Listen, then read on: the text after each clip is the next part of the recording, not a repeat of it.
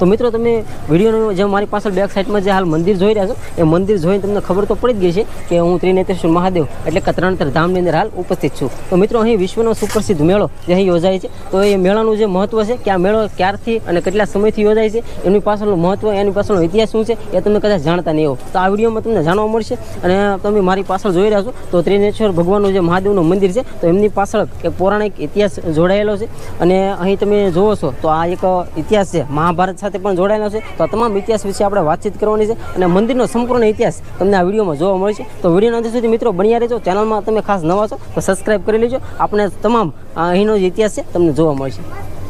મંદિરની અંદર હાલ એન્ટર થઈ ગયા છે અને મિત્રો અહીં સરસ મજાની આપણે કોઈ હરિદ્વાર કે જવાની જરૂર નથી કેમ કે અહીં સ્વયં ગંગાજી પ્રગટ છે। અને મિત્રો અહીં તમે જોઈ રહ્યા છો જે અત્યારે હાલની અંદર જે તુલસીનો ક્યારો તમે જોઈ રહ્યા છો ને તો ત્યાં અર્જુન દ્વારા જે મત્સ્યવેદ કરવામાં આવ્યો હતો મહાભારત સમયમાં જ્યારે દ્રૌપદીનું જ્યારે અહીં સ્વયંવર રચાણો હતો ત્યારે સ્વયં અર્જુને અહીં આવી અને પાણીની અંદર જે પ્રતિબિંબ જોઈ અને માછલીની આંખ વીંધી હતી તો એ આ જગ્યા છે। અત્યારે ત્યાં સરસ મજાનો તુલસીનો ક્યારો પણ બનાવેલો છે તમે અત્યારે હાલ જોઈ રહ્યો છો। અત્યારે મેળાને લીધે એને શણગારવામાં પણ આવ્યો છે અને આ સાઈડમાં તમે આવો તો સરસ મજાનો એ ફોટો પણ અહીં દર્શાવેલો છે। અને મિત્રો આપણે ત્રિનેત્રેશ્વર મહાદેવના અત્યારે હાલ દર્શન માટે પણ જવાનું છે તો આ એ પણ તમે હાલ જોઈ રહ્યા છો। અને મંદિરમાં મિત્રો ખાસ કરી આપણે હમણાં મહાદેવના દર્શન કરવાના છે તો આપણે બન્યા રહેજો વિડીયોમાં। અને ચેનલમાં મિત્રો તમે ખાસ કરી નવા છો તો ચેનલને સબસ્ક્રાઈબ કરી લેજો। તો મિત્રો ત્રિનેત્રેશ્વર મહાદેવના દર્શન માટે હાલ આપણે જઈ રહ્યા છીએ। અત્યારે મંદિરને સરસ મજાનું શણગારી દેવામાં આવ્યું છે અને મિત્રો જે મેળાનું આયોજન થવા જઈ રહ્યું છે તો આ મંદિરની સજાવટ ડબલ થઈ જાય।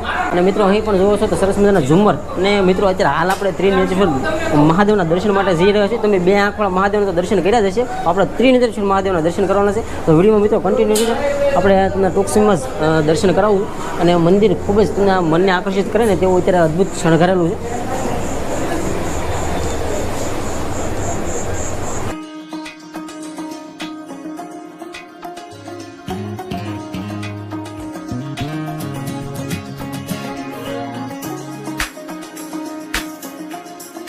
પાપાપુર નામનું વન હતું।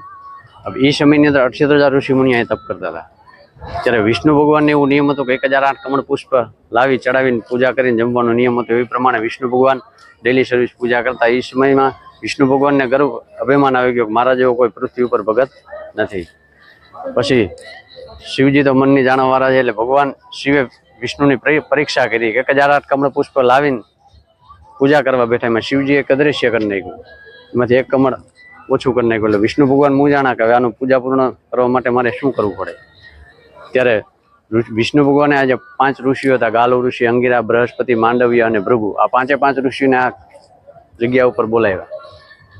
પછી એ ઋષિઓને કીધું કે આનું કૃપયા કરીને મને કાંઈ ઉપાય આપો કે 1008 કમળ પુષ્પ હું પૂજા પૂર્ણ કરું। ત્યારે 5 ઋષિઓએ મત એવો કર્યો કે જમણી આંખ જે નયન છે એ કાઢીને જો તમે લિંગ ઉપર ધરો તો તમારી પૂજા પૂર્ણ થાય। પછી દાદાનું ત્રિશુલ લઈ લે વિષ્ણુ ભગવાને સ્વયં પોતાની આંખ લિંગ ઉપર ચડાવી કાઢી ત્યાં લિંગમાંથી ભોળોનાથ પ્રગટ થયા। લિંગ ઉપર જે નેત્ર હતું એ સ્વયં શિવજી લઈને લાટે લગાડ્યું। ત્યારથી લિંગનું નામ ત્રિનેત્રેશ્વર મહાદેવ કહેવાય છે। પછી અહીંયા જે મહાભારતમાં અર્જુન દ્વારાનો જે અહીંયા ઇતિહાસ રહેલો છે એની વિશે માહિતી તો દ્વાપર યુગની અંદર દ્રુપદ રાજાનું શહેર હતું, દ્રૌપદીનું ગામ કહેવાય છે આ। અને દ્રૌપદીનો સ્વયંવર આજે તુલસીનો ક્યારો છે એ જગ્યાએ દ્રૌપદીનું સ્વયંવર રચાણું। ત્યાર પછી અહીંયા જે મછલીને અર્જુન દ્વારા આંખ લીધા એની વિશે 12 ગાઉનો ઊંચો સ્તંભ હતો એ સમયની અંદર મહાભારત કાળની અંદર 6 ગાવે ત્રાજવાતા 6 ગાઉ ઉપર માછલી ફરતી એ સમયમાં। અને માછલીની પાણીમાં જોઈને ડાબી આંખ માછલીની ફરતી, માછલીની ડાબી આંખ વીંધીને અર્જુને પછી ડાબી આંખ માછલીની વીંધી। પછી અહીંયા ફેરા ફરવા દેવું નતું। પછી સુંદરી ભવાની ગામ છે સરાની બાજુમાં, અહીંયા 5 પાંડવ ને દ્રૌપદી અહીંયા ફેરા ફરે।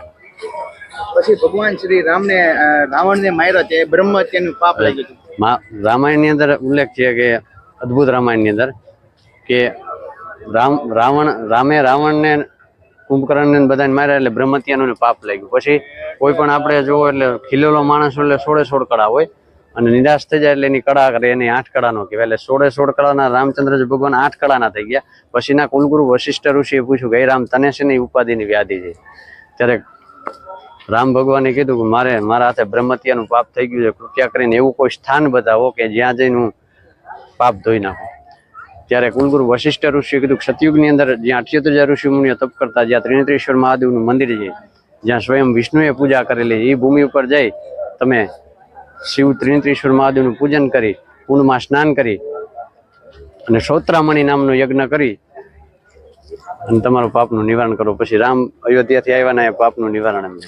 ત્યાર પછી અહીંયા કહેવાય જે તરણેતરનો પ્રખ્યાત મેળો ભરાય છે અને રુચિ પાસમની દિવસે ઘણા સાધુ સંતો એનો મહત્વ થોડીક જણાવો. હવે આદિ અનાદિથી ચાલી આવતી આ પરંપરા છે. વિષ્ણુ ભગવાન પછી કણવ ઋષિ થઈ ગયા. અહીંયા કણવ ઋષિએ આ ભૂમિ ઉપર તપસ્થલી, આ ભૂમિ તપોભૂમિ કહેવાય. ખડપાણે ને ખાખરા પાણાનો ને પાર વગર દીવે વારું કરે ભલો અમારો દેવકો પાંચાળ. એવી આ પવિત્ર ભૂમિની અંદર દેવો અને ઋષિઓએ એ સમયની અંદર દેવો અને ઋષિઓ અહીં રહેતા.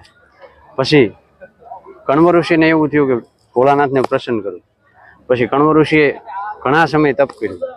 કણવ ઋષિએ ભગવાન ભોળાનાથને પહેલી વખત વિષ્ણુ ભગવાને પ્રગટ કર્યા, બીજી વખત કણવ ઋષિએ પ્રગટ કર્યું. કણવ ઋષિએ કઈ રીતે પ્રગટ કર્યા? 5 મસ્તક, 10 પૂજા, 3 નેત્ર, ડાબી બાજુ પાર્વતી, જટાની અંદર ગંગાજી, 88 લિંગમાં પ્રગટ થયા. પંચમુખી મહાદેવની સ્થાપના કરી આપણે. પછી કીધું કે તમે ઋષિ પંચમી દિવસે હું પ્રગટ થયો છું. શિવે પોતે કીધું ઋષિ પંચમી દિવસે પ્રગટ થયું. ઋષિ પંચમી દિવસે આ બ્રહ્મકુંડ છે, બ્રહ્મકુંડ ની અંદર અમે ભૂંડ્યું છે. અહીંયાથી ગંગાજી પ્રગટ થાય છે હાલની તારીખની અંદર. અને હરિદ્વાર જવાની જરૂર નથી. ત્રિવેણી સંગમ છે. બ્રહ્મા, વિષ્ણુ ને મહેશ 3 કુંડ છે. હા, તે દિવસે ઋષિઓ અને દેવોથી આ મેળાની સ્થાપના કરી. પરંપરા ઋષિ પંચમીનો મેળો ચાલ્યો. પછી અહીંયા કહેવાય છે કે મહાદેવનું જ્યાં મંદિર તમે જોઈ રહ્યા છો ને એ મંદિરની એક્ઝેક્ટ ચારે બાજુ કહી શકાય કે નાની નાની સરસ મજાની મૂર્તિઓ છે. તો થોડીક એના વિશે માહિતી આપો. એ જે મૂર્તિની એક વાત કરું તો તમને શિવને સૌ પ્રથમ નૃત્ય કર્યું તો શિવ ભગવાન શિવે. શિવ તાંડવ. આ શિવ તાંડવનું નિત્યની ચેનલ ભાગ છે. એ બધી એની વાત છે.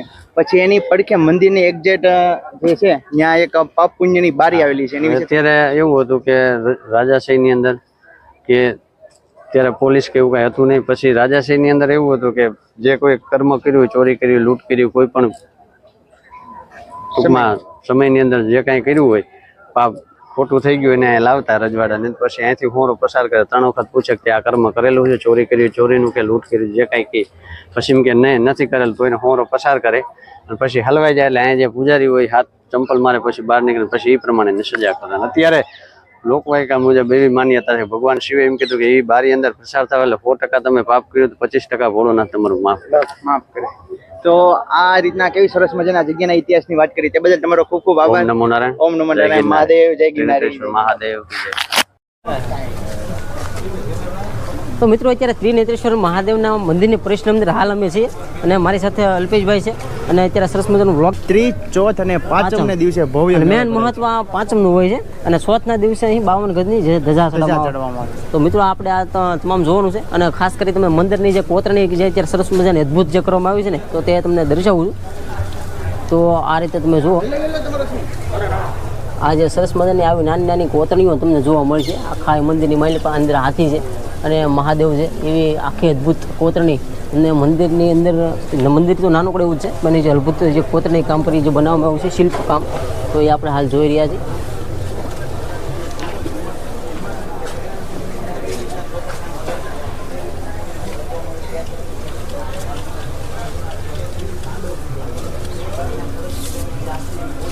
જે મારી પાછળ હાલ જોઈ રહ્યા છો જે પાપ પુણ્યની જે બારી છે તે અહીં છે. વર્ષો જૂના એમ કહેવાય છે કે ભગવાન શ્રી રામે જ્યારે રાવણનો વધ કર્યો, કુંભકર્ણનો વધ કર્યો, તેમને બ્રહ્મ હત્યાનું પાપ લાગ્યું હતું.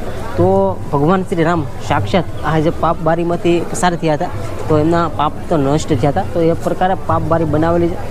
પાપ પુણ્યની બારી એમાં કહેવાય છે. અને આની માઇલ પર હાચા ખોટાના પારખા પણ મિત્રો કરવામાં આવે છે.